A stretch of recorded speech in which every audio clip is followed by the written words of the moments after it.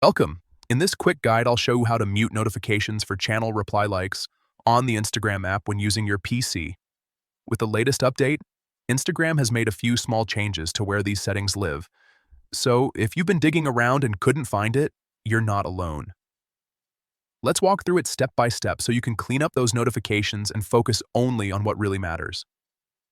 First, go ahead and open the Instagram app on your PC. Once you're inside, look toward the bottom left corner of your screen. You'll see three horizontal lines there, which is the main menu. Click on those three lines to open up more options. From the menu that appears, select Settings. This will take you to the main control panel where you can manage everything related to your account.